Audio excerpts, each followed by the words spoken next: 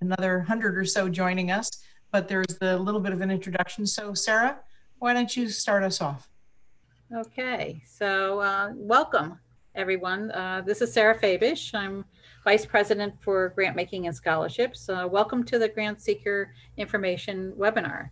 We're pleased that you can join us this morning and hope that you find what we're sharing with you, the kind of information you need in order to make decisions about how to come to the foundation, both foundations asking for support. You move on, Jackie. If you're having trouble hearing us with the audio portion of the webinar, you can phone in instead of using the speakers on your computer. Dial 1-646-876-9923. The webinar ID is 977-3009-6635. Again, dial 1-646-876-9923. The webinar ID is 977-3009-6635. So good morning again. As I said, I'm Sarah Fabish, Vice President for Grant Making and Scholarships. I will be presenting the webinar with Valerie Knight DeGangi, Program Officer for the Valley Community Foundation, Jackie Downing, Director of Grant Making and Nonprofit Effectiveness, and Denise Canning, Director of Grant Operations. The goals of the webinar are to familiarize you with the responsive grant process and other grant opportunities at the Community Foundation for Greater New Haven and the Valley Community Foundation, and the changes we are planning to implement in 2021. So a few housekeeping items. The webinar is scheduled to end at 10:30, and we will make every effort to end promptly. You are able to type questions in the Q&A box. This is the only way for you to ask questions since you are muted. We will make every attempt to answer the questions during and after the webinar. We will be stopping at different places and picking up the questions and answering them. So if you have any trouble viewing the webinar or your audio, you can phone in again instead of using the speakers on your computer. And you can see on the screen, and I will tell you again if you're not looking at the screen, that the Zoom phone number is 1-646-876-9923. The ID number is 977-3009-6635. The webinar will be posted on both of the Foundation's websites next week. From these websites, you will be able to click on all the hyperlinks that you see throughout the presentation to access documents and web pages. So the Community Foundation for Greater New Haven, it was established in 1928. It is one of the oldest and largest community foundations in the United States and remains the largest grant maker to non-for-profits in its 20-town region in the heart of central Connecticut. That region includes the 5 towns served by its partner in philanthropy, the Valley Community Foundation, known as VCF, which was established in 2004. VCF fulfills the mission of the Community Foundation in the Valley's unique 5 cities, towns of Ansonia, Derby, Oxford, Shelton, and Seymour. The 2 foundations work collaboratively to address the needs of and seize opportunities for the service areas. The Community Foundation for Greater New Haven works with donors to achieve their charitable goals with not-for-profits to build a stronger community. It convenes the community around important issues. It is the largest grant maker to not-for-profits serving the Greater New Haven, making over $30 million in grants and distributions this past year, including grants from its affiliate, the Valley Community Foundation, and distributions from its organizational funds. It manages an endowment made up of more than 1,100 individually named funds and is valued currently at approximately $720 million. We provide technical assistance to nonprofit staff and board members looking to create stronger impact in their community. And we'll be talking a little bit more about that. And I'm hoping that that is something that you've had a chance to take advantage of. Thank you, Sarah, for sharing that. This is Valerie Knight DeGangi, the Program Officer for the Valley Community Foundation. I'm going to talk about some things that you need to be thinking about even before you submit an application to either the Community Foundation for Greater New Haven or the Valley Community Foundation. Please do your research. Think about exactly what you are looking to do, what your needs are, and who you might be able to talk to about your grant application. Look up sources of information on websites. We also have on our website and the Community Foundation's website, the Valley Community Index, the Community Index for Greater New Haven, and the Wellness Report. Talk to people, get a chance to run these ideas by folks that know you and those that you don't, so that you can get a feel for how your project is being received out in the community. Understand our internal process. That's what the webinar today is all about. You're going to learn more in just a little bit about how you are going to be working to submit a grant application. Determine the need for your program or organization. That's a really key thing. Just because you think it's a great idea, that's wonderful. But if you have some data and can back up that need, that's very important. Identify collaborators and partners, both private and public, people out there that may be willing to work with you and to be able to provide the grant program or work that you're planning on doing out in the community. You could also talk to community leaders, other funders, governmental entities, and other nonprofits. Structure your program and your request as appropriate. Define your goals and your measures. Prepare a preliminary budget. So be thinking about how much you actually need and how that is going to look like in terms of how you're going to roll out the planned program that you're planning on doing. Write an implementation plan. Develop a fundraising strategy and select, other funders besides the foundations. It's great that you are here today and you're learning all about the Valley Community Foundation and the Community Foundation for Greater New Haven, but it's very important to realize that we all have a very limited amount of funding available, and it's important to look at who else you might be able to tap into for funding research. Then you can write your proposal. Before submitting your proposal, have someone else read it and make sure that all possible questions are answered. It's very important for you to kind of get an outside perspective for your work, because sometimes you're so close to it that you don't realize that you're using a lot of jargon or a lot of buzzwords that you and the people that you work with may totally understand.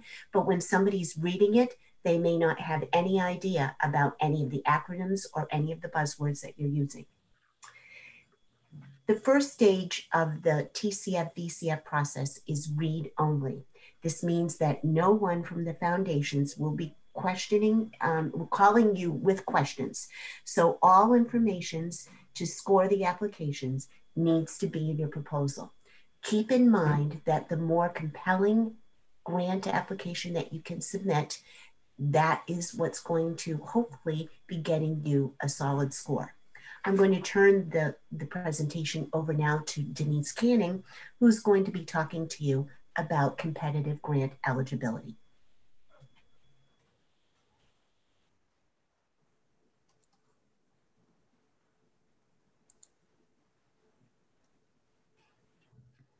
Hi, sorry, I was muted.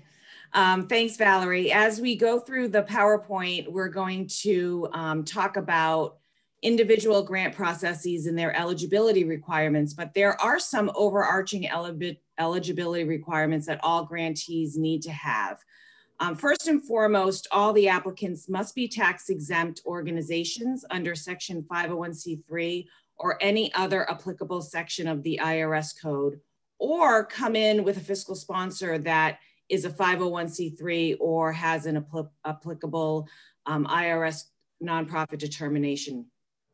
All applicants must provide services in at least one of the towns of our 20-town region. You don't need to be located here, but you need to provide services here. For the VCF or Valley Community Foundation grant processes, you must be providing services in at least one of the 5 Valley towns. I know that Sarah reviewed a map earlier, and there's a little map here, but I'm just going to name the 20 towns so you are aware of all the towns that we're talking about and where you need to provide services in order to apply for a grant. The towns are Ansonia, Bethany, Branford, Cheshire, Derby, East Haven, Guilford, Hamden, Madison, Milford, New Haven, North Branford, North Haven, Orange, Oxford, Seymour, Shelton, Wallingford, West Haven, and Woodbridge. In addition, all applicants must be adhering to a policy of non-discrimination. Applicants who are past grantees with either the Valley Community Foundation or the Community Foundation for Greater New Haven must be in compliance with all grant reporting requirements. In other words, if you have a report that was due, it needs to be in before you can apply for another grant. Many of you that have been in our online applications, you'll see this question asked in the eligibility requirements, so we take this very seriously. Projects that generally don't receive consideration include religious activities, endowment campaigns, travel, previously incurred debts, and funding deficits. This question we get a lot. When you are applying for a grant, we are looking for expenses that you will incur in the future during the period that the grant will be awarded. So we don't fund things that have already occurred. We do accept requests for capital projects, but this year we are only accepting requests through our small grants process, which you are eligible to ask for $15,000 or under. So if you're looking for a capital request, you must be able to be eligible for small grants. We'll go over that later in the presentation, and you need to only be asking for $15,000 or less. We are expecting that there will be quite a few requests related to capital expenses that came about because of COVID. So if you're looking to make some enhancements in your service space to align with COVID regulations, or you need equipment because of COVID and the pandemic, we are expecting that some of those processes or requests will come through our small grants process. We're gonna stop right now for questions. Jackie's going to read any questions that have come in. Thanks, Jackie. Thank you, Denise. There's only one question that's come in, and it is, if you have an active grant in 2021, what is the soonest an organization can reapply? If the grant goes beyond 2021 and it goes into 2022 and beyond, then you cannot ask for general operating support, but you can apply to one of the other grant processes. I hope that answered the question. If not, please write back in and we can address that again. I don't see any other questions, so we'll move on to the next slide. Sarah? We'd like to share what's new in 2021. For those of you who come to the foundation before, these are expanded opportunities that we're providing in 2021. All not-for-profit organizations are eligible for flexible funding through the general operating support, which is new. Before we had some restrictions on that. And we want to continue to be flexible in funding. We've relaxed the eligibility requirements for general operating support. Any not-for-profit can make a case for general operating support and apply this year as long as its service delivery and population is served in our 20-town region. So you can be a statewide organization and ask for general operating support for the work that you do in our communities. Last year, we moved from the IGAM to Blackbaud. So we have an online grant application portal that we started in 2019 for some of you, but it may be a new portal for others who haven't come to us in the last year and a half. The new portal will be described by Denise further on in the webinar. And as I said, it's new for some, but not for others. As a result of going to a new application portal, even though we've simplified the applications, there are some questions that people will have to answer that we used to use just the Give Grader profile to provide the answers. The questions are in plain language, we're hoping that you'll find. It's information that not-for-profits and we can use to understand the issues and evaluate impact. As a result of moving to Blackbaud, some changes may mean duplication of information, as I said, in 2020, but will streamline future applications like mission, vision, and programs that you can copy and paste from your Give Grader profile and put into the application. And in the future, when you come back to us, it will automatically populate the application. There are character limits to questions on the applications this year. We really appreciate your patience as we make changes. Denise is here to provide technical assistance as well as other people on our staff. If you find challenges with the applications, we really encourage you to reach out. And at the end of the webinar, we will share contact information about how you can reach us. It's a shorter turnaround time. We learned a lot last year in the pandemic about accelerating our processes, and we've incorporated those learnings into how we can turn things around quicker. Further in the webinar, we'll be sharing the timeline for all grant opportunities open to not-for-profits, and in particular, the responsive grant-making process that provides a multi-year opportunity for general operating support that used to take almost 8-9 months and now has a shorter turnaround than the previous years. Final decisions will be made in June for the multi-year opportunity. There are additional rolling grant opportunities processes with no deadlines, and we'll be talking about stepping forward those additional resources and new grant programs in a few minutes.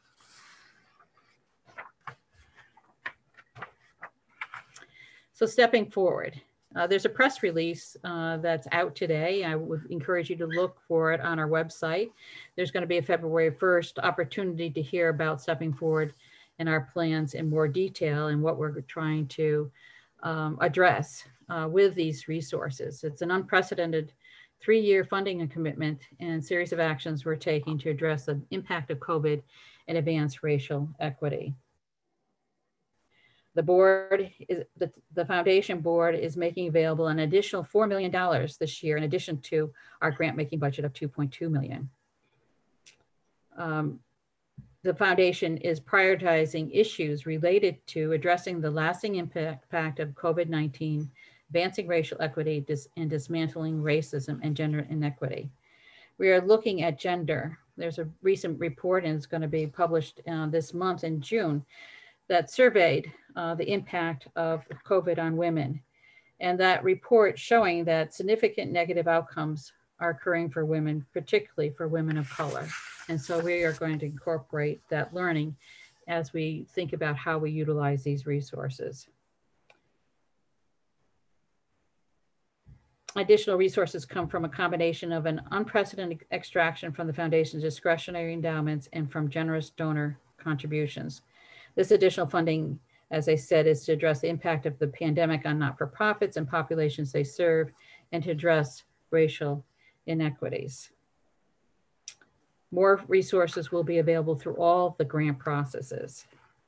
Increased access for small not-for-profits and organizations that have never applied for the foundation. And so we really encourage, if this is new to you and your first time on our webinar or getting acquainted to us, really encourage you to reach out to us and see how you might be able to fit into some of these new opportunities and old opportunities. The new program opportunities include grants for racial equity and creating creative healing through the arts, and grants for training for Black, Indigenous, people of color led not-for-profits. And Jackie's going to share more about that further on into the webinar.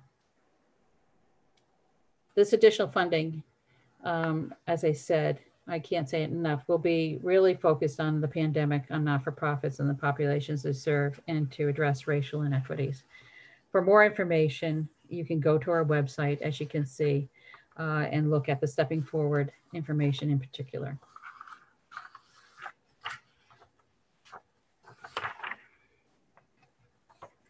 Okay, thank you, Sarah. This is Jackie Downing. I'd like to have you sort of set your mind on some questions as we go through the different grant types that are offered this year. I want you to make sure that you're looking at where you fit in to the grant opportunities that are here. So these are some of the questions that you need to keep in mind as you're looking at, as you're hearing what opportunities are there to see where you might fit in and what's right for you. So one of the things you want to consider is deadline versus rolling. Some of the grant opportunities that we talk about have a deadline for application, and there's a process for getting an answer. And some of them are rolling processes, so you can apply at any time that's right for you. That may be one of the considerations that you want to keep in mind as you're considering what's grant is right for you. I want to look at the eligibility criteria. Not all processes are open to all types and sizes of organizations. Where do you fit in? Be listening for budget restrictions or types of service that you give or programs that you're planning to see where your organization fits in the eligibility. The level of funding that you need. Our responsive cycle generally takes larger grants. The small grants are up to 15,000 this year. That may be enough to get a faster answer, but it's a one-year opportunity, not multi-year. So those are the kinds of things that you'll want to keep in mind. As the grant award size goes up, so does the level of competition. So apply for what you need. If you can achieve your goals with a smaller grant, consider a process that might be faster and more favorable answer. Think about the type of funding that you need. Our responsive process this year is all general operating support, which is totally flexible funding. Small grants are for program or capacity building or general operating support. So you may want to come into that process if that would work for you, a smaller grant.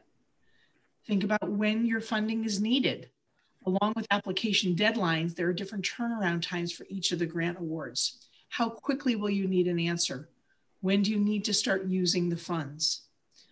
Again, previously incurred expenses cannot be charged to grants, so think ahead. If you're planning a summer program, you're not going to be able to come in for a responsive grant because you're not going to get the answer until June. So it may be too short of timing for you to know that you've got that funding in June. So you may want to come in for a smaller grant to get the answer faster. Also 1 year or multi-year. Most of our processes are one year only. The responsive process can be multi-year, but most are 2 or 3 years. If you want this kind of stability and this kind of ability to plan ahead, that might be the right process for you. I'm going to go ahead and send it over to Denise. Thanks, Jackie. This table gives you a broad brush of the competitive grant opportunities we have this year for Greater New Haven and Valley-based organizations. What that means is organizations providing services for residents in Greater New Haven and the Valley.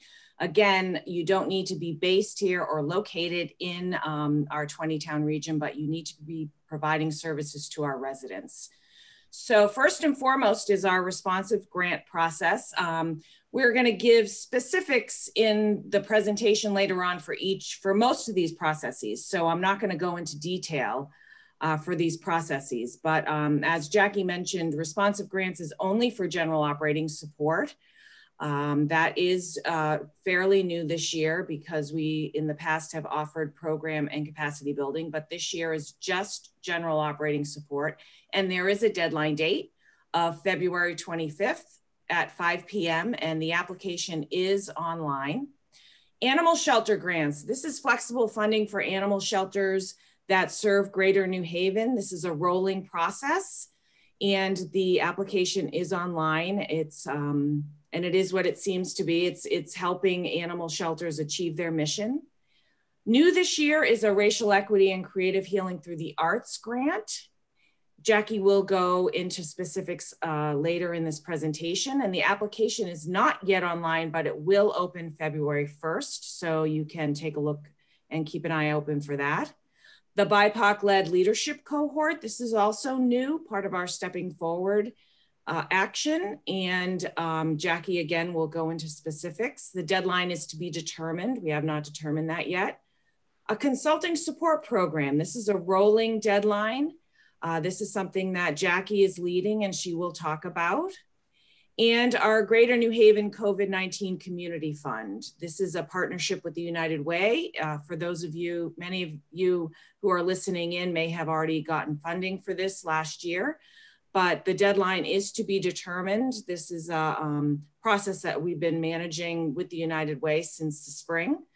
And we are intentionally going to be granting money out from this fund again early this year. So you can keep an eye out open for that. There are also some other upcoming stepping forward actions that are not on this grid. Funding to support those working, advocating, and organizing to change inequitable systems and structures in our society. And funding for career pathways and skill building programs. So you will see some of those talked about on our Stepping Forward page of our website that was on our previous slide that Sarah mentioned. So we really encourage you to go on that webpage and take a look at all our exciting new offerings that are going to be happening over the next 3 years through Stepping Forward. Then I'm going to hand it over to Sarah, who's going to talk about our responsive grant process in detail. Right. So this is intended to be flexible sources of funding. You do not need to identify particular use to apply for. It's really intended to further an organization's general mission and work of the organization rather than for a specific purpose or project. Applicants must have a published GiveGrader organization profile, and Stephanie Chung, who will be identified, her information will be identified at the webinar, can help you with that if you're needing to set one up. If you already have a published GiveGrader profile, you're one step ahead as you apply in this process. An organization cannot apply if it has a general operating support grant that extends beyond 2021, and that means into 2022 and beyond. The average size grant is between $20,000 and $35,000 per year. You can ask for what you need, but it tends, because it is so competitive, the average size tends to be in that range. This is the opportunity to ask for multi-year. 1, 2, and 3 year grants are awarded. If you don't ask for 3 years, you probably would not be considered. So if you really need 3 years in order to establish yourself, to have the confidence of having funding over that period of time, you need to ask for that. It's important to the community foundations to support operating costs for organizations at this time, because organizations need flexible dollars. We hear this every day from organizations, particularly to deal with the effect of the pandemic on the organizations and the populations they're served, but also because we trust that organizations know how to apply these funds for the greatest need in your organization. And we don't want to be paternalistic about that and make judgments. You know your organization, you know where you're going, and we trust that you're choosing smartly where to place resources you're asking from the foundation. We encourage you to identify other funders and commitments because we do not see ourselves as being the sole supporter for any organization. As you can see, the size of the grants are not of such an extent that really could support organizations to the extent they need to be. It's important to identify partnerships with other organizations. Valerie talked about that as we encourage you to do your research. You don't have to have partnerships, but where it makes sense to accomplish what you need to address as a need in the meeting in the community, we would like to build on the assets of our community. And so working with others who have skills that complement yours in order to achieve what you want in the community makes sense to us. We're interested in what your long-term funding strategy is. As we said, we don't see ourselves as a sole source. And we also know that if we support you over a couple of years, you need to think about how does your work continue. If you don't know now, that will not be taken away from your application. But if you do have a long-term funding strategy, please identify one. And if you have a strategic plan, we'd love for you to attach it to your application. As we said previously, it can be used for ongoing or new programs and services, as well as administration infrastructure. You choose how you want to invest. We do ask a question about how you have determined what you would be requesting from the foundation, and you can give us a sense of what is happening in your organization and why you need resources here and now. We really want you to be who you are and not try to twist yourself into a pretzel in applying for funds from the foundation, but really ask for what you need. It is jointly administered, this program, by both the Community Foundation of Greater New Haven and the Valley Community Foundation. There's one door into this application process, the same whether you get into the application through the link on the Valley Community Foundation website or the Community Foundation for Greater New Haven's website. It goes all to Denise. If you, as I said, if you have a responsive grant that ends in 2021, consider applying for general operating support.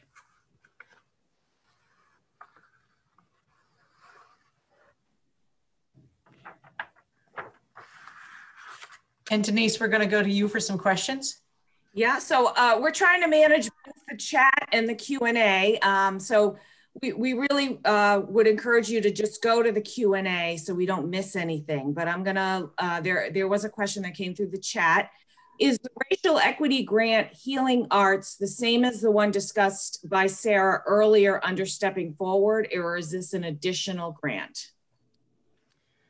I'll answer that one, and it is the same. We'll be talking more about that in a little while, so you'll understand what that opportunity is in a little bit. Anything else from the chat, Denise? That's it. Okay, we did have a few questions in the question and answer, which is, again, where we would prefer you to put those questions. And many of them are around multiple applications in a year. So if your organization received a responsive multi-year grant, can you apply for another one-year grant during that cycle? So can they come in for a small grant if they have an ongoing responsive grant? And can you apply for more than one small grant for different programming in 1 year? We're asking that you make choices. And so if you received a responsive multi-year grant, you can apply for a one-year grant through the rolling process, not through the multi-year grant process, if your grant goes beyond and into 2022. If you are applying to the rolling process, we ask that you only apply once this year. We used to have a stipulation that you could only apply every other year. We've let go of that. And so if you did get a one-year grant last year in 2020, you could apply again in the rolling process that now has an upper limit of $15,000. Okay, hopefully that answered the question. We did have another question, and I can answer this one. Regarding multi-year general operating support grants, is the range of 20 to 30 the total award given split across 2 to 3 years, or is it for 20 to 30 for each year? It is 20 to 30 for each year. So you can apply for that level of funding, responsive general operating support grants. We're going to be talking more about the timeline next. If we are the first applicant, can we apply for more than one grant if applicable? We ask you that you make choices and encourage you, if you are eligible for the responsive grant, which gives you flexible dollars, general operating support, that you do so. If there is an emergency need throughout the year that you would need a one-time grant to help manage, we do encourage you, you can apply to the rolling process. You will not be eliminated if you have already asked for general operating support, but we do encourage you to think about the competitive nature and how many organizations are coming to us, and think about where you are best suited to try for funding this year. The other questions that are coming in, I know that we're going to address as we move forward in the presentation. So I'm going to move us forward to the next slide, and that will be Denise. Great. So Sarah talked about the specifics of the general operating support responsive grant. This is one of the deadline-driven grant processes. So we want to go over the timeline. As I said, the applications are live. They're on the Valley Community Foundation website and the Community Foundation for Greater New Haven website. you can just go through the eligibility quiz and start filling out the application. They are two parts of the application. There is a Give Grader profile that if you have one, you need to update it by February 18th. There is a Give Grader checklist on the first page of the application that we want you to look at and go by and make sure all the information is there. If you do not have a Give Grader profile, it is part of the application. So you need to create one by February 18th. So that's your first deadline date that you really want to look at. You want to look at the February 25th at 5 p.m. So that's when all the applications need to be submitted. So we really encourage you to think about getting into the application soon so you can look at the questions, answer them, or think about your answers so you have plenty of time to get these in by February 25th. At 5 p.m., the link does deactivate. So we are really pretty strict about that deadline time. So we do encourage you to be thoughtful and proactive and not have to scramble at the last minute. There are also some attachments to that application, and we always encourage you to take a look at that so you know what to attach. Seems like from my experience, the people who are trying to get the application in the last minute always have trouble with the attachments and always cause themselves a lot of stress.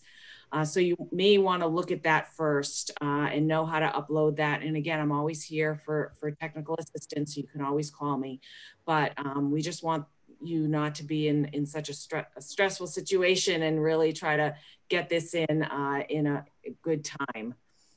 So throughout the month of March, we're going to be reviewing these applications. I think that Valerie mentioned that these are read-only, so we will not be calling you, asking questions, emailing you. So we really encourage you to put as much information with the word limits, the character limits, in the application so we understand your organization and how you will be using this general operating support money to further your mission. And then after March, in April, we make the decisions of those applications that will move to what we call the second stage, or those that will be denied. April through June, if you are encouraged to the second stage, we'll be doing a full review of the applications. And this is when the read-only stops because there'll be a lot of back and forth. We'll be asking you questions, asking for information, phone calls, emails, probably not site visits due to the pandemic, hopefully in 2022. So we will be doing a full review of the applications, and then the funding decisions are made by the boards in June. So if it is a Valley Foundation or a Valley specific request serving just Valley towns, the Valley Community Foundation Board will be making the funding decisions. And for all the other applications, it'll be the decisions made by the Community Foundation for Greater New Haven Board. And that is the timeline. As Sarah mentioned before, this is a quicker process than ever before. We learned a lot last year where we were able to turn around our responsive grants to get money to the nonprofits in such a terrible need that you had during the pandemic. And we don't envision that this year will be any different. So we're trying to get money to the applicants as soon as we can. So we have shortened this process, and you'll be knowing the decisions and the funding decisions by June. Denise, I'm going to throw a couple of questions to you that have come in through the question and answer. Great. There are some organizations that are asking if they have not yet become a nonprofit, if they don't have their 501c3, should they still, but they're working on it, should they still apply through a fiscal sponsor? How can they apply if they do not have their 501c3? That's exactly correct. You can come in through a fiscal sponsor. Your organization will still be the applicant, but the fiscal sponsor who has a 501c3 or an IRS nonprofit determination can apply on your behalf. And you will see that on the application that there is a space to list your fiscal sponsor. So that is fine. You can also, if you are needing a smaller amount of dollars, 15,000 or less, you can also come in through the small grants. So this is not your only option. It depends on how much money you're looking for and the speed in which you need those dollars. And I really would stress thinking about those questions that Jackie posed a few slides ago about, you know, where you fit and all those decisions you need to make in terms of dollar amounts and timing and the need for dollars and the eligibility and where you fit before you make the decision of how you want to come in. And Sarah, a question for you. Does operating support include creating a new staff position? If that's where your highest priority is, yes, the general operating support can be used for staffing, administration, programming, help with developing the organization. If you are using the funds to create a new staff position, I would encourage you to think about asking for multi-year, because we would be asking if this is going to be if this is not a one-time staff person that you need for a discrete period of time, but it's going to be something that you are building your capacity. We would want to know how you're going to be able to continue supporting that position. And I would encourage you to ask for multi-year to at least get a head start on that. And then to figure out after a 2 to 3 year support from the foundation, how would you continue that position? Because that's not going to go away. So how do you build your capacity to raise money to keep your operations at the level you will now be at because of a grant from the foundation? And Sarah, another question on the same vein about general operating support, and I think just the flexible nature is not getting through. Can general operating support be used for building a brick and mortar space? You're talking about building an organization. If you're building, that's a capital grant, and we're not, but it certainly can be used for paying rent.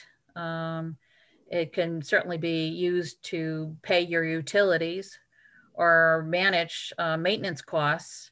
So general operating support could be used that, because that we view as part of your operating budget. I hope that answered the question. Let's move on. Perhaps some of the answers will come out as we move forward. So the next program we're going to talk about is the Grants for Racial Equity and Creative Healing Through the Arts. This is a new program that's being introduced this year. This is available to organizations that serve the Valley and serve Greater New Haven. Our intent here is that we will employ local artists at a living wage, maintain and create connections with audiences and supporters for arts organizations that are now strained so much because of COVID. Look for new collaborations with Black, Brown, and Indigenous artists to support a creative and equitable recovery in our region, and create an anti-racist organization itself, which actively contributes to an equitable arts ecosystem. So we're going to ask the organization to look internally as well as do the work that it does in the community. The grant guidelines the grant is available to arts organizations or organizations with a history of arts programming. If you are an organization that does sports programming and you'd like to add an arts component, this is not for you. This is an organization that is an arts organization or has a history of doing arts programming. Awards will range from $5,000 to $20,000 for each of 2 years and can be used for new or existing projects. There will also be additional support for administrative expenses and additional support to actively engage your board, staff, and volunteers in anti-racism training, and for the nonprofit organization itself and for the artists. Projects, so just a sample of what projects might include: projects that create public conversations that break down systemic issues, programs that center on BIPOC culture and history, programs that bring disparate groups together to co-create, activities that fight isolation throughout the community, opportunities for collective mourning, comfort, and healing, projects that supplement or complement the public school curriculum and engage youth. The application process. The application will be available on the websites that are listed here on February 1st. It will be a rolling process, so that's not a deadline. That's when it opens, and you can apply anytime after that. There will be a community panel of artists who will be making the funding decisions, and we're assembling that panel at this point. That panel will meet monthly to make the recommendations that will, go through to our board. So that is the Grants for Racial Equity, Creative Arts, and Creative Healing through the Arts. Another new program that we will be doing this year is our BIPOC-led, and that's Black, Indigenous, People of Color led leadership cohort. This is for people who are currently in leadership positions in organizations in the greater New Haven or Valley area in our nonprofits. It could be an executive director, it could be a program director or a development director or a finance director, someone who's in a leadership position, a person of color who's in a leadership position. We'll be accepting a cohort of 10 to 12 people in 2021. And what we'll be asking, the application is not so much a grant application for the organization, but an application for the person. So we'll want that person to demonstrate to us a commitment to Greater New Haven and the Valley, a commitment to understanding that professional development will allow them to be part of the pipeline of serving nonprofits in our community going forward. And it's really to create that leadership pipeline. The application will be focused on qualities and aspirations of the leaders of colors, not the organizational goals. This will be, we have a date to be determined as to when this will be available. We're still working on many of these new programs, but this one is, we're still working on to get the final details. It'll be flexible funding that will go to the organization. If we're going to take the leaders' time, they're not going to be spending time on fundraising. So there will be flexible funding that goes to the organization for the person who's part of the program. It's up to $15,000. And again, it will be 2 years. The training will be the first year of the program. And then we're going to ask the organization to go through the CCAT tool so that they do an organizational assessment. So we have a leader who's now ready to lead, an organizational assessment where we understand where the organization is. And in the second year of the grant, there'll be some actual implementation work and some real work that we can see get done. That's our new program. And we're moving on to consultant support program.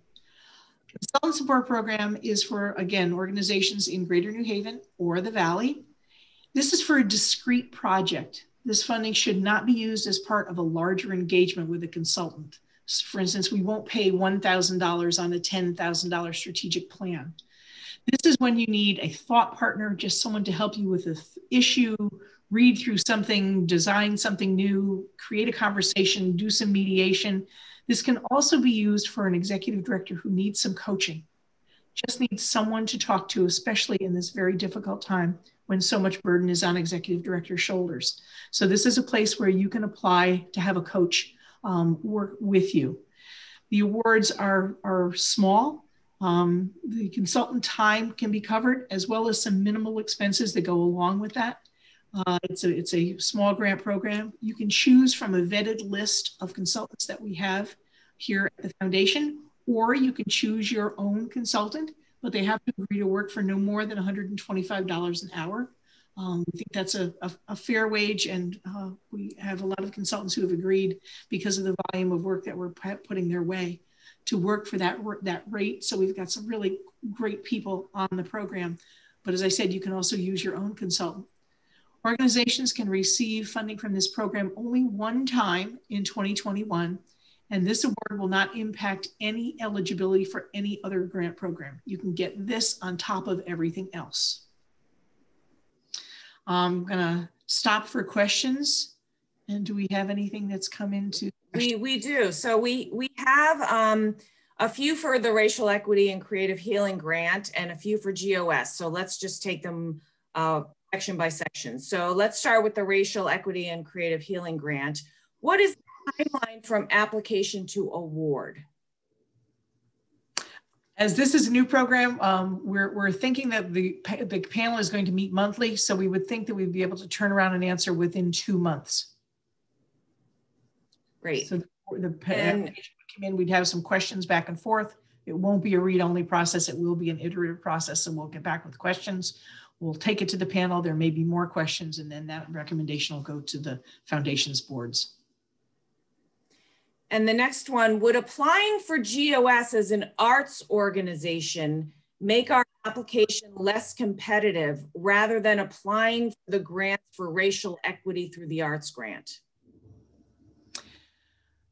Sarah, if you, I'll take this one. My mantra is always apply for general operating support. It is totally flexible. It is unrestricted. You invest in your organization. It is multi-year, more than 2 years. You can use it for whatever you need within your organization. So my fallback on everything is go for general operating support first. Yeah, I agree with you, Jackie. And I think that also it's a multi-year opportunity. You could get more up to 3 years. And I think that one of the things you have to think about when you're asking for the art piece is that we're really looking for people who are using the arts as a medium to address racial inequities. There's a few about GOS. So while we're talking about GOS, can GOS be used for health insurance for staff? Absolutely. I mean, that if that's part of your, as I had said, I think previously, anything that isn't part of your operating budget could be, you could utilize the foundation dollars towards that. So health insurance is a cost in running your organization. And if that's where you need to apply dollars, we understand that organizations don't always have flexible dollars, particularly if you are under contract to the state, and not everything that you need in order to operate your organization can be covered in those. So yes, you need to put the dollars, and we're encourage you to make those choices for yourself. We're not going to be looking over your shoulder and saying, that's a better use of our dollars than anything else. You need to make those choices. So if that's where you need to put resources, then yes, it could cover health insurance. And Sarah, what about using general operating support to buy educational technology, for instance, laptops for students in need due to COVID? Again, that's part of the need of running an organization. So sure, general operating support is just what it is flexible dollars. If there's a discrete need due to COVID around technology, you could apply to the rolling process that's up to $15,000. One does not preclude the other. If you're asking for general operating support, it doesn't preclude you from asking for a small grant as well. If it's a very discrete cost, one-time cost, you could ask for something through the small grants to deal with your technology need due to COVID. And Jackie, there's a question about where do organizations get the list of vetted consultants that you talked about? If you apply to the consultant support program, we can send you that list. If you're talking about how do we create that list, these are consultants that we have worked with or organizations have worked with and reported back to us great results with working with a consultant. We have a monthly consultant roundtable where we get folks that are working with all of you together just to have conversation about what we're hearing, what they're hearing, and what they have needs and what they identify as needs in the nonprofit community. So we have a really good relationship with a very diverse list of consultants and meet with them on a monthly basis. If you'd like to see that list, we're happy to send that along to you. But there's also the best resource for finding a consultant is the New England Directory of Nonprofit Consultants. The New England Nonprofit Consultant Directory. It's a product of the Hartford Foundation for Public Giving. But when we started to create our own programming, we decided rather than have someone create a new list, we'd ask all of our folks to register for that one. So if you're looking for a consultant and you're not sure who to find, you can go there, Google, search for the particular topic that you're looking for, and it will give you a list of consultants that work in that area. There may be names that you know, there may be names of people that they've worked with that you know that you could call for reference. So that's the best resource for finding consultants, the New England Nonprofit Consultant Directory. And Jackie, will there be an application for this consultant support? Yeah, you contact either Valerie, Stephanie Chung, or myself through email. We can send you a description of the program and we can send you an application link. It's 2 questions. It's basically, what are you going to do and what's it going to do for your organization? The report that's due at the end is 4 questions. What did you set out to do? Did you do it? What did it do for your organization, and what else do you need? So it's very simple. It's, you know, low maintenance and painless. And I can send you that link. I'd like to talk about the program just to make sure that the project you have in mind fits in with the guidelines that we have. And 2 more about consultant support. Can it be used for an audit? And is there a maximum grant amount or an average grant amount? The maximum is around $2,000, so probably not an audit, because that's not going to cover the audit. This is more infrastructure building, not an ongoing expense. Like, you have the audit every year. You should be building that into your budget every year. And $2,000 is probably not going to cover that.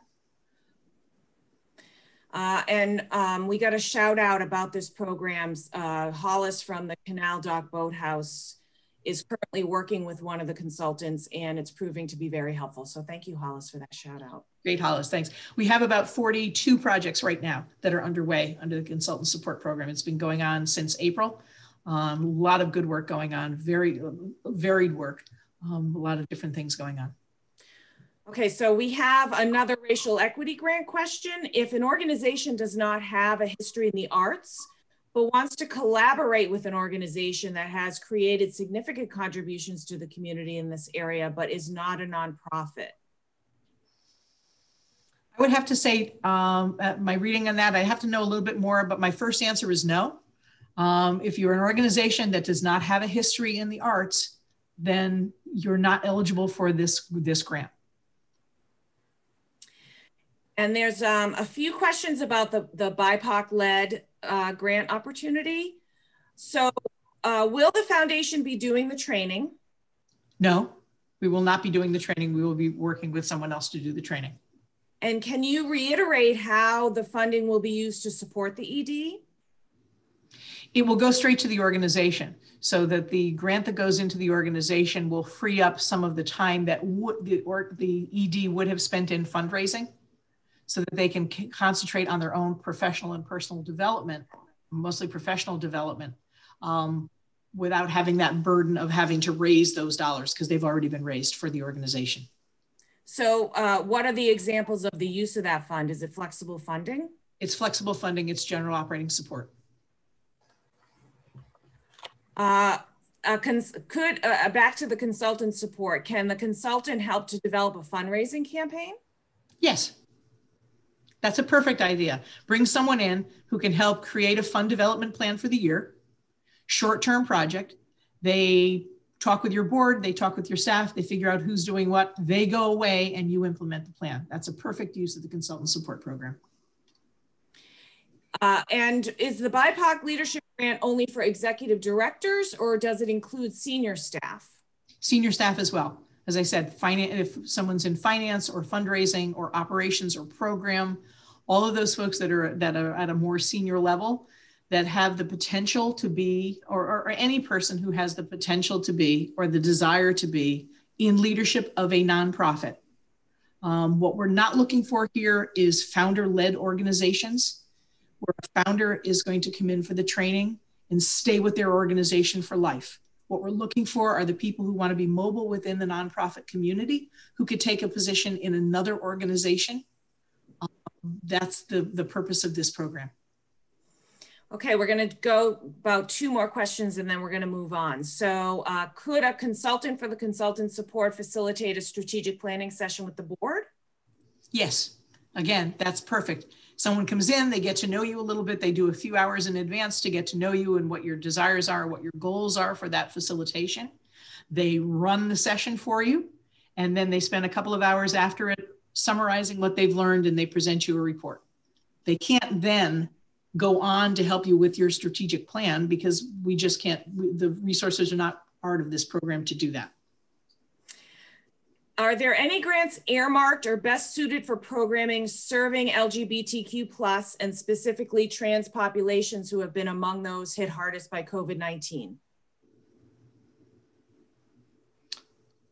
Sarah, would you like to take this about general operating support? Or? Right. I mean, we're really encouraging these type of organizations to apply for general operating support, because we want to have more of an experience with those populations, and also for those populations and the groups who are working with those populations to feel that there's a place here at the foundation that would be willing to give support to those issues. So yes, that is a very high priority for us, that we are supporting organizations in those populations. So I encourage you to ask for general operating support if you're ready for that, because that gives you the most flexible dollars.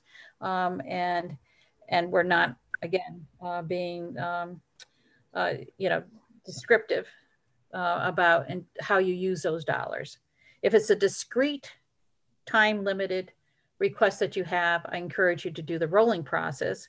That's up to $15,000, because that's a faster, quicker turnaround time if you have an immediate need to address. But all of our programs are open for organizations who are dealing with those populations. And we have a particular interest in supporting that with Stepping Forward resources. Great. We're gonna move on. We thank you all for your questions. Just want to remind everyone, because a lot of questions are coming in, that this will be recorded. It's going to be posted on our website. We hope to get to all your questions. We're going to stop a few more times and questions at the end, but if we don't, please call us with your specific question. There's our information at the end of this presentation, and we will be happy to answer it if we run out of time to answer your specific question. So thank you all. Okay, Denise, I'm going to turn it over to you. Great. So differentiate I do want to differentiate the grants that we've just talked about are available to Greater New Haven and the Valley. It's one door in for all of those applications. It is one, as with the responsive, it's one door in for all of those things for both the Valley and New Haven. Now Denise is going to talk about those programs that are specific to the Greater New Haven area.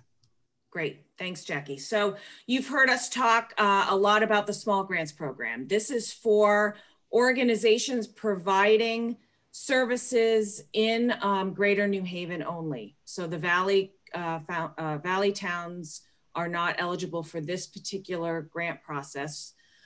It is for program capacity building, and new this year, you can also request general operating support. There are eligibility requirements. This is for small organizations with operating budgets 2 million or less. And also new this year, you can ask for up to $15,000. For those of you that are familiar with this program, it used to be 7,500 or under. This year, we've doubled it to 15,000 or under. So for program, this is just for new or existing programming. Capacity building includes infrastructure improvement. Examples could be anything from hiring a consultant that wouldn't fit under the consultant support program, to do strategic planning, do board training, any kind of evaluation processes, any capital. So there was a question before about capital. We consider capital capacity building, and capital includes brick and mortar, renovations, a new roof, but it also includes a water heater, or laptops for your staff to work virtually, or laptops for your constituents to participate virtually. So any kind of equipment or any kind of other capital expenses, building, furniture, anything like that. This is a 1-year only grant. And again, to reiterate, this is the only opportunity for organizations to come to the Community Foundation for program support and capacity building support, including capital. As you remember from Sarah talking about responsive grant making, it is only general operating support. So if you have a discrete capital need, a discrete need for equipment, and you are a small organization with an operating budget of $2 million or less, you can come in for $15,000 or under for that through small grants. It's rolling, there's no deadline date. Also, if you have a discrete program need. Sponsorships, Sarah's gonna go into this in detail, but this is also a rolling process. There are no eligibility requirements for those working in with New Haven residents. The Quinnipiac River Fund, this is a discrete grant process. The deadline is January 22nd, and it's for organizations working on the Quinnipiac River watershed, doing research, doing conservation efforts, raising awareness for recreation on the river. The Neighborhood Leadership Program, this is also deadline driven. The applications due January 19th. This is for residents, for individuals of New Haven, Hampden, East Haven, and West Haven, committed to making a positive difference in their neighborhoods through resident engagement.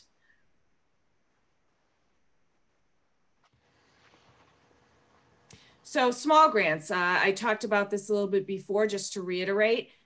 You can come in for program support for a new or existing program. It doesn't have to be new. It could be a food bank, a food pantry that you've been doing for decades and you need money to support that. You can come in for that. As long as you're a small organization with a budget of $2 million or less. Again, you can ask for up to $15,000 a year.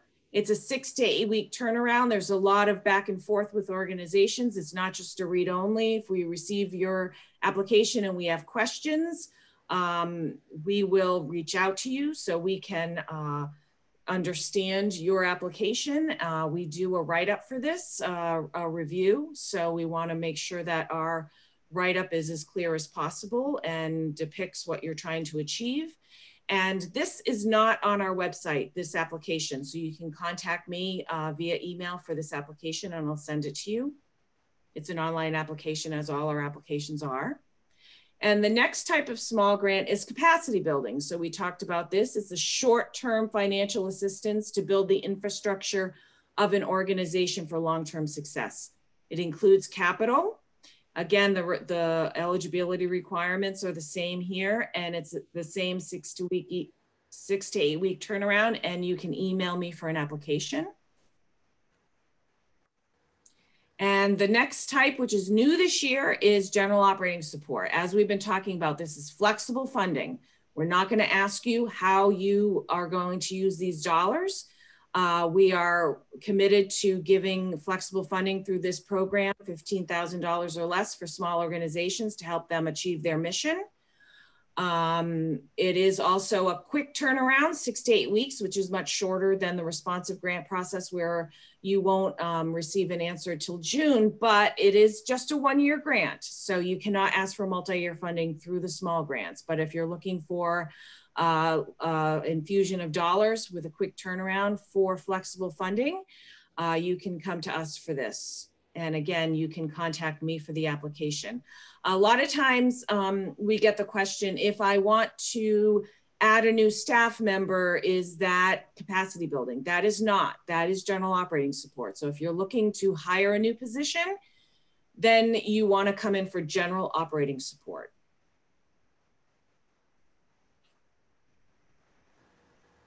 Great, and Sarah's going to talk a little bit about our sponsorship program. So these sponsorships are for Greater New Haven-based organizations. As we said, the Valley Community Foundation has its own sponsorship program that Valerie will share in a few minutes. These are for one-day virtual fundraising events. Due to COVID, we're only supporting virtual events currently. We're not supporting events that get people together. We will reassess further on in the year, probably in the springtime, if we are able to finally gather in person safely. It can be used to support online platforms to host the virtual events. That will be considered, it could be a consideration in the sponsorship application. These are one-time, one-day fundraising events are also included in this and the support for these sponsorship.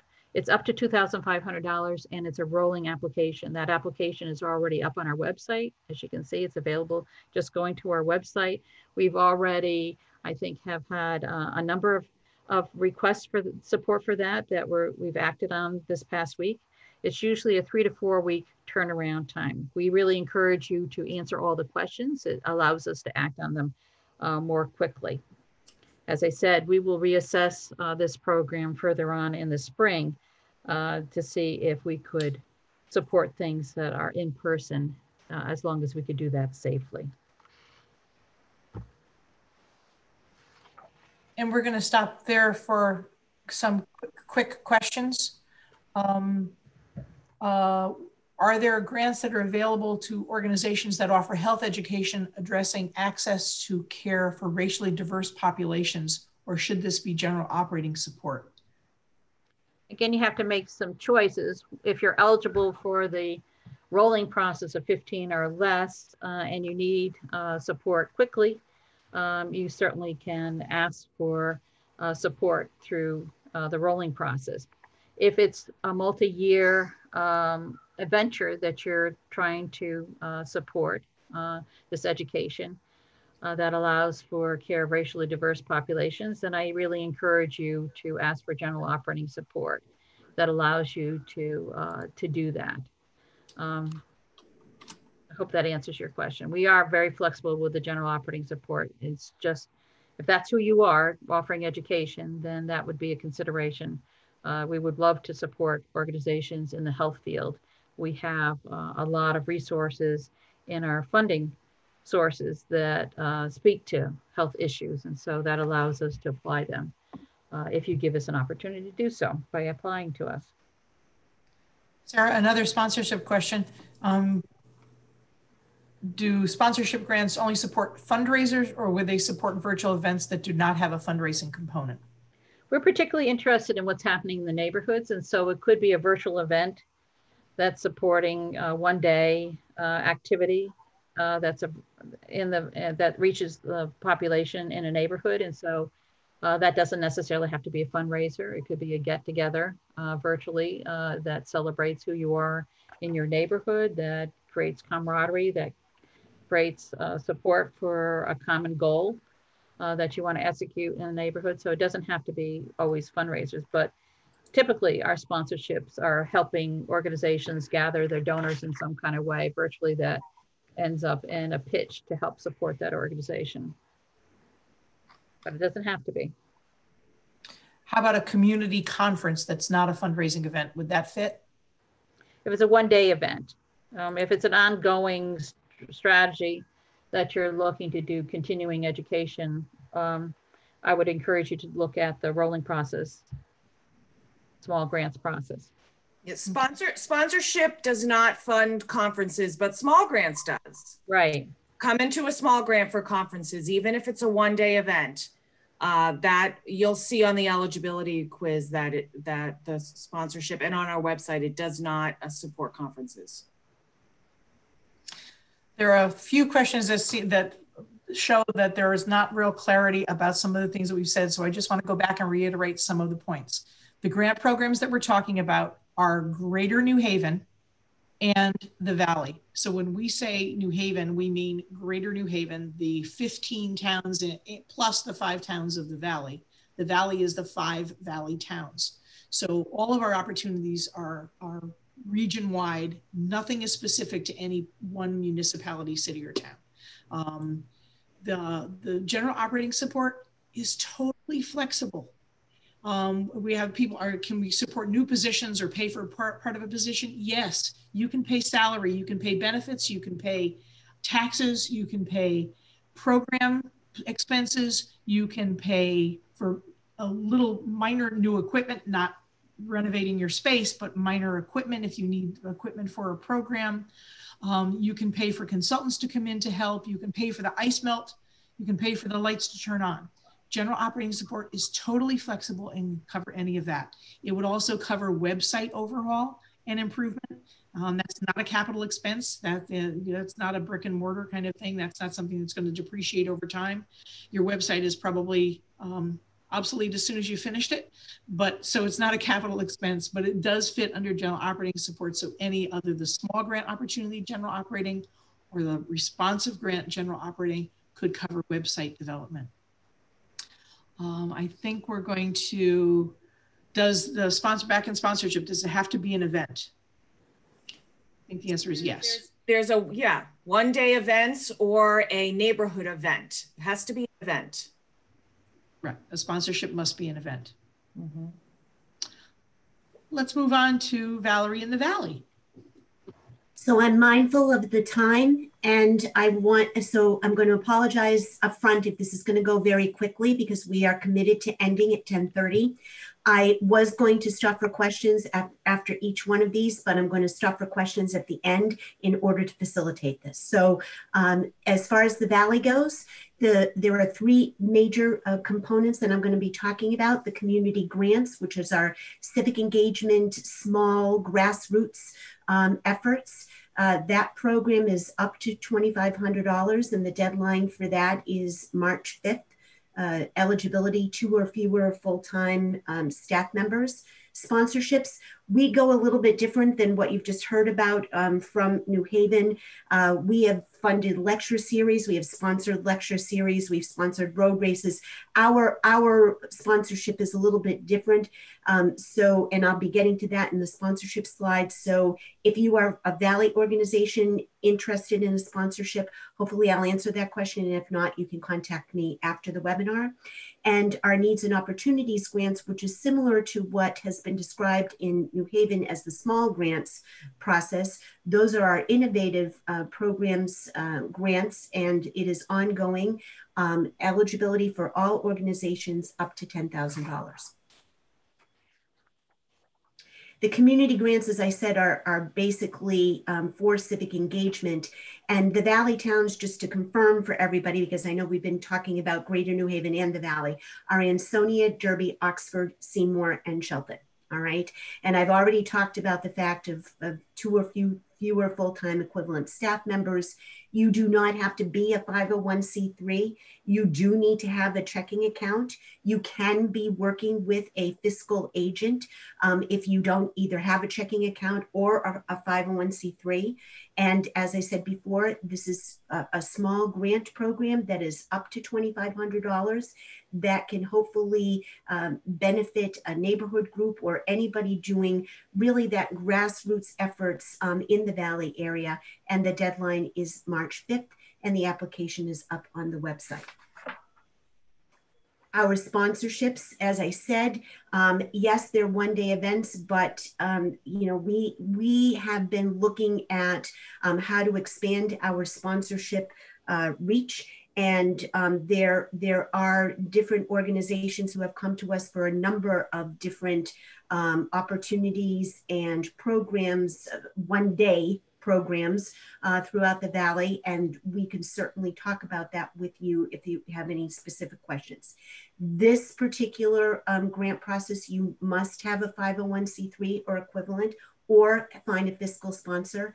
Again, it's up to $2,500. What that means is up to $2,500 per org per year. So if you have 2 events that you want to run this year, and one you need $1,500 for, one you need $1,000 for, yes, you can come in twice. And it is only, or you can come in for $2,500 for one day, whatever that winds up being. And again, the application is up on the website.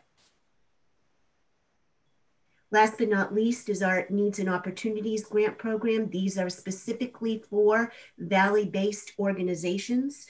Some examples of support that we have given Needs and Opportunities grants out to are for orgs to provide funds to repair a damaged boiler system or a leaking roof, funding to publish the Riverfront Greenways Guide, and helps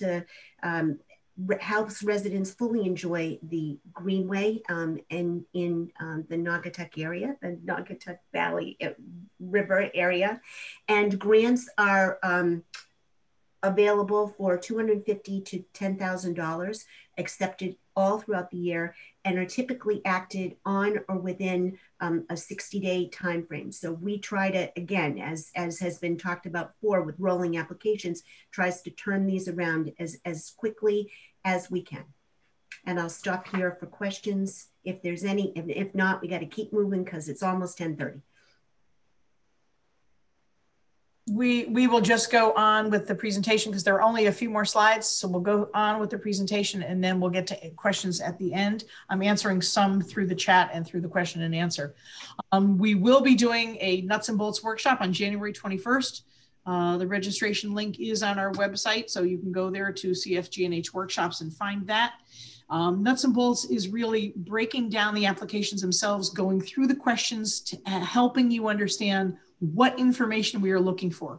The applications are very different this year than they have been in the past. If you are a seasoned applicant who's come to the foundation for the last 20 years, I would encourage you to come to Nuts and Bolts. If you're brand new and have not come to the foundation before for an application, I would encourage you to come to Nuts and Bolts. It will really help you understand what the applications are and what we're looking for in those applications.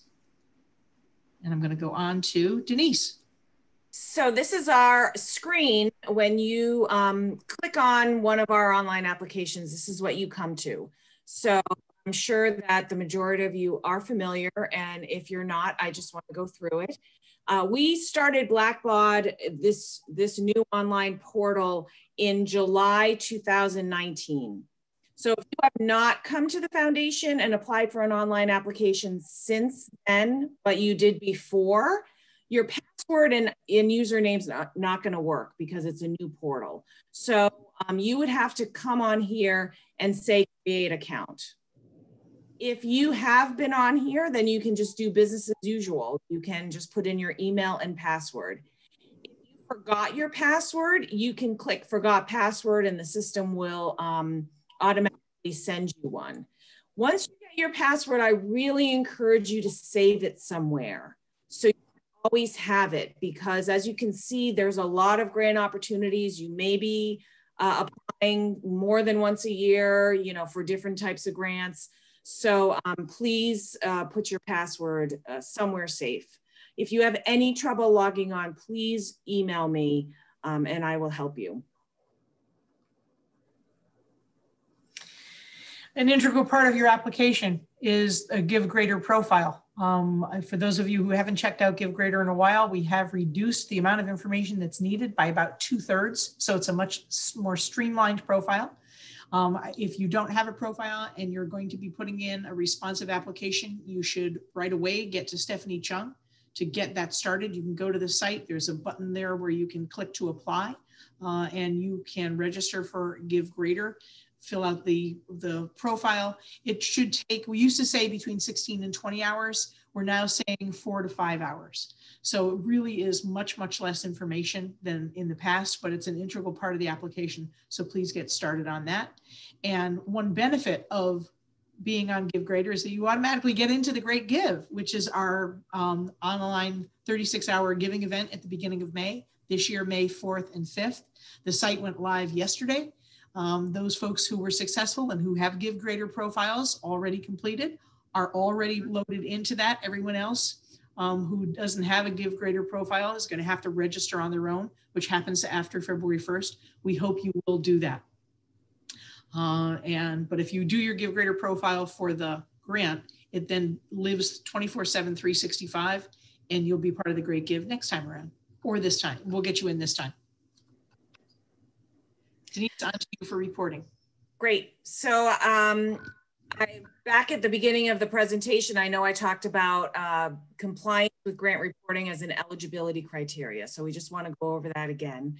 So if you are awarded a grant, we do for the most part, except for some grant processes, for instance, sponsorship, we don't ask for a grant report, but most all processes, we do ask for a grant report because we want to know how you the dollars, and it's part of our learning and listening to nonprofits because we are interested in your work and your impact on the community.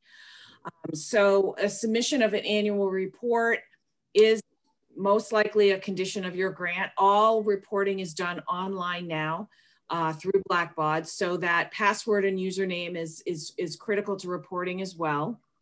Some of our reporting, particularly for responsive grants, we do ask that you update your GiveGrader profile as part of the reporting conditions.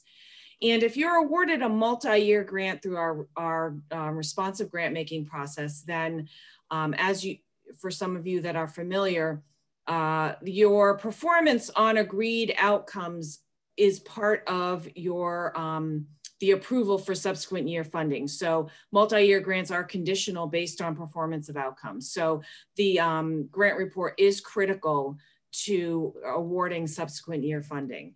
And, you know, we take this, as we said, very seriously. We read all the reports. They just don't go into a black hole. We're very interested in the impact and what you have to say and the stories that you tell. We do annual grant impact reporting for our board because they're also interested. We pass along a lot of reports to our communications staff in case they want to do a story on you. Some of you may have been contacted and already have a story told by us on our website. And it is an eligibility requirement. So if you are unsure, if you are up to date on your reporting, then give us a call. Kara Strawn is our colleague who is responsible for all monitoring. Her information is at the end of this, is actually on the next slide. So you can call Kara or you can call me and we can double check, but it is a eligibility requirement for all our grant processes that you are up to date with reporting.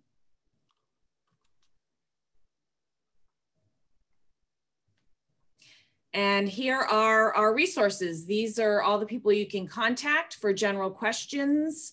If you have any technical questions about the online application, you can email me. Jackie is general questions and also questions about the racial and equity arts grant making, the BIPOC-led grant making, the consultant support. You can give her a call or email her.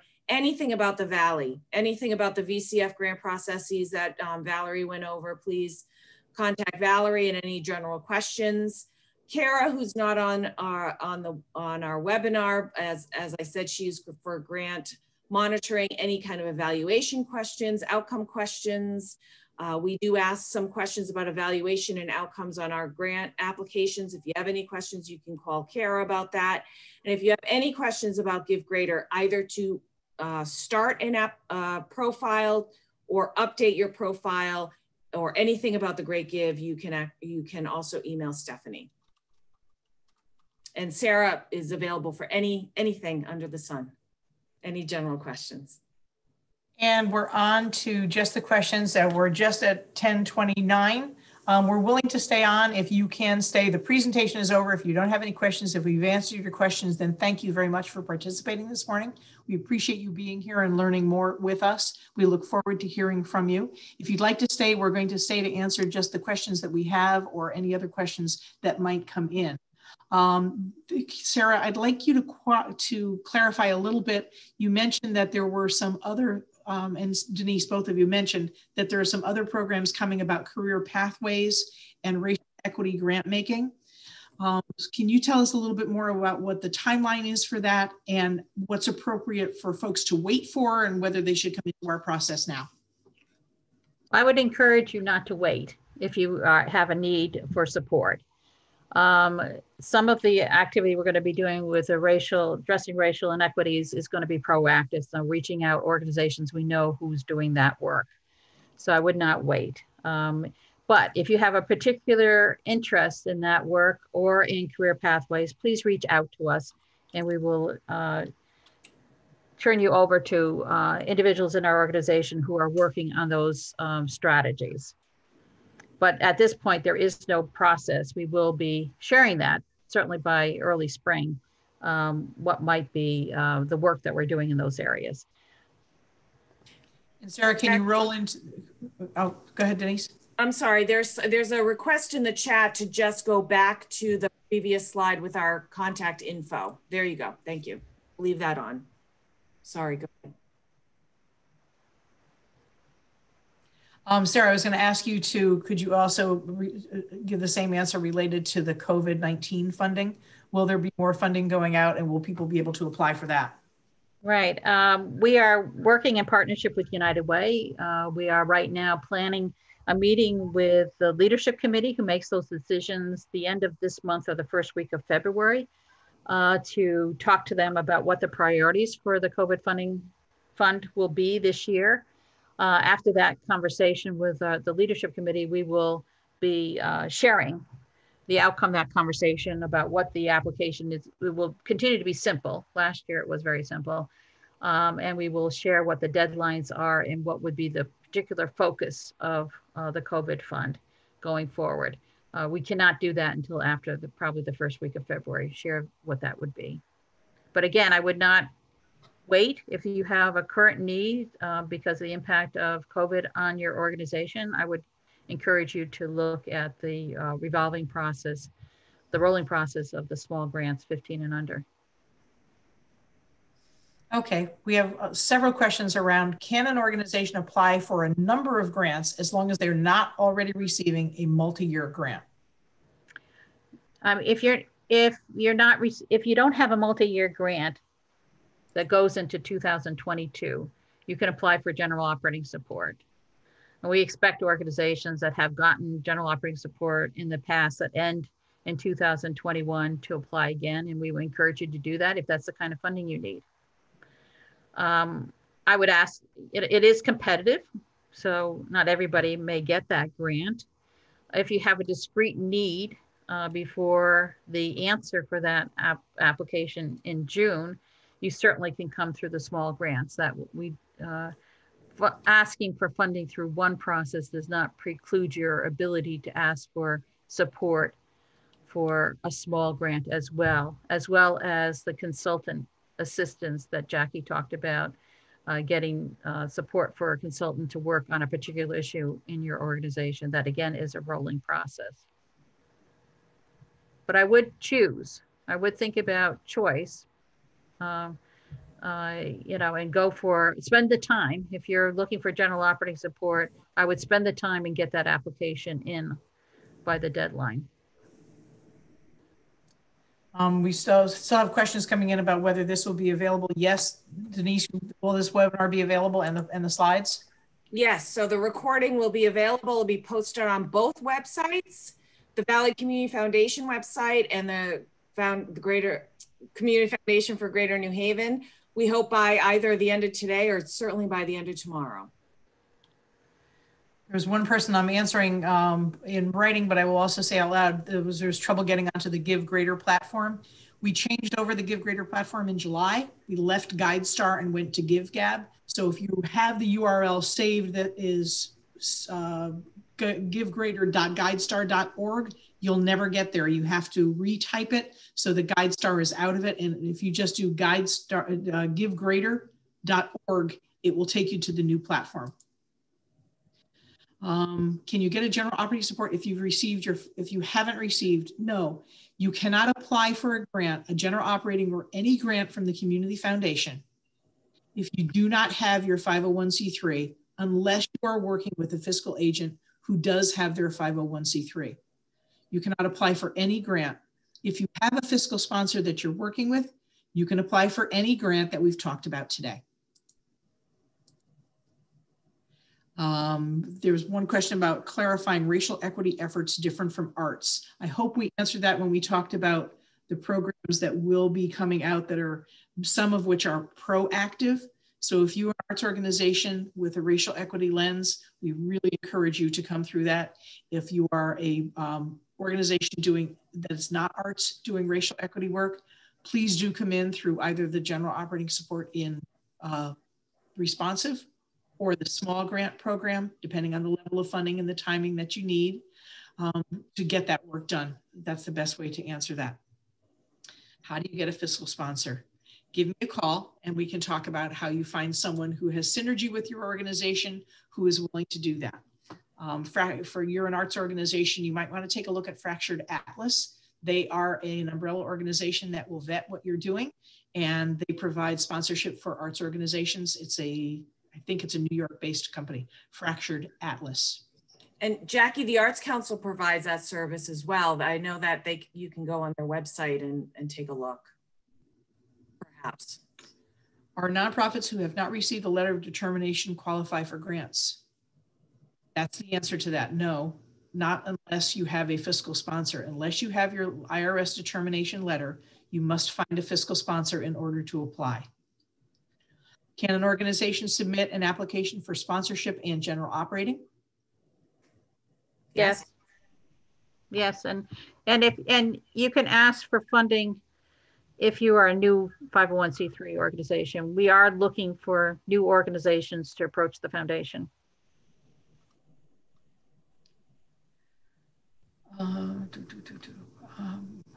I've gone through everything in the question and answer. I haven't had to look through all the chat. Denise, I'm on the chat, Jackie, so I could read them.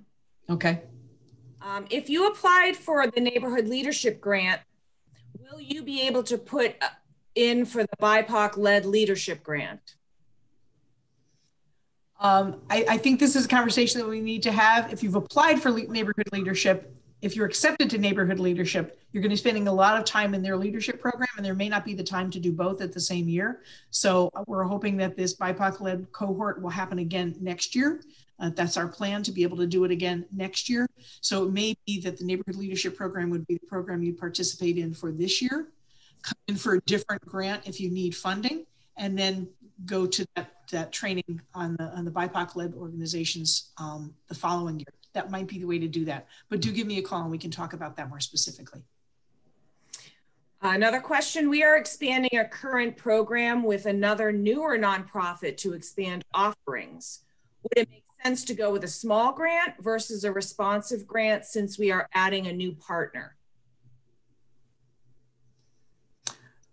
Yeah, my sense on that one would be yes, because it's all sort of new and you don't really have a 3-year plan. You're not sure how this is all going to work out.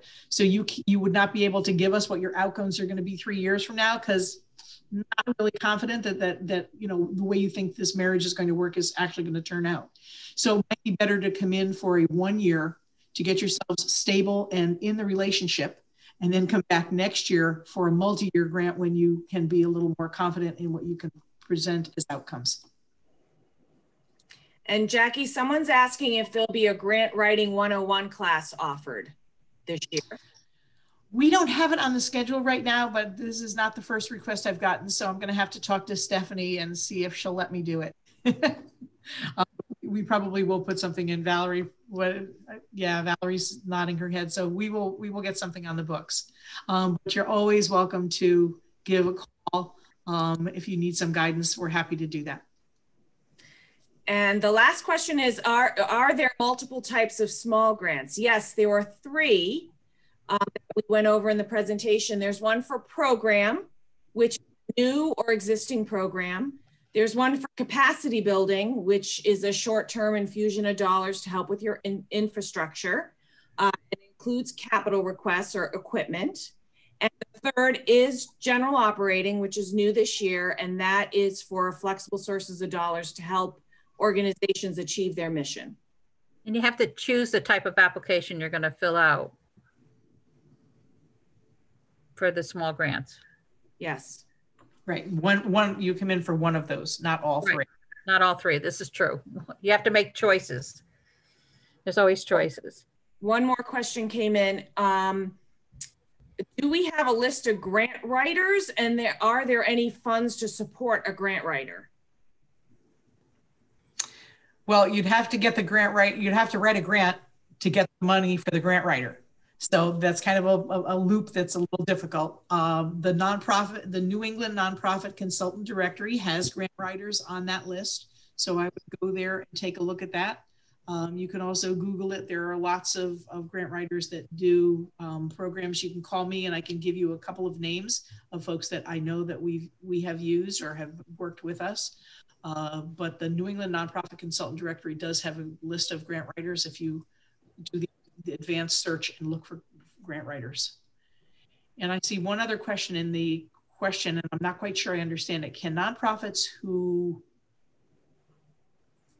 the sponsored nonprofit and the other nonprofit allowing the sponsorship apply for grants? So here's what I think I'm reading. If a organization that doesn't have a 501c3 uses a fiscal sponsor, can that fiscal sponsor also come in for their own grant? I think that's what I'm reading the question. That's how I'm looking at it too, Jackie. Okay. So the answer is yes. The answer is yes. The webinar will be posted on both the Community Foundation's website and the Valley Community Foundation's website. So you can see that, both the slides and the recording of this presentation. The public support program could also support a grant writing. Yes, the consultant support program could do grant writing, but again, it's limited. It would be a person to do lots of grants. It would be one application. But if someone's looking for a grant writer for more than the consultant support program would to support, then someone could come through the small grants and ask for capacity building. and they could ask for money to support that consultant.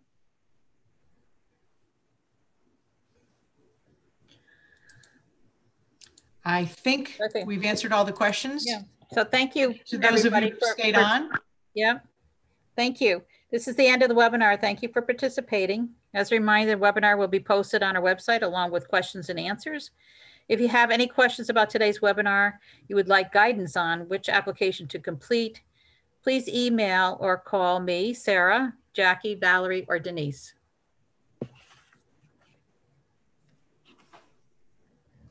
Bye, everyone. Bye. Bye. Have a good day and stay healthy. Lady Sunshine, this will be on our website. So if you want to get the attachment, just go to our website and you can pull the slides from our website.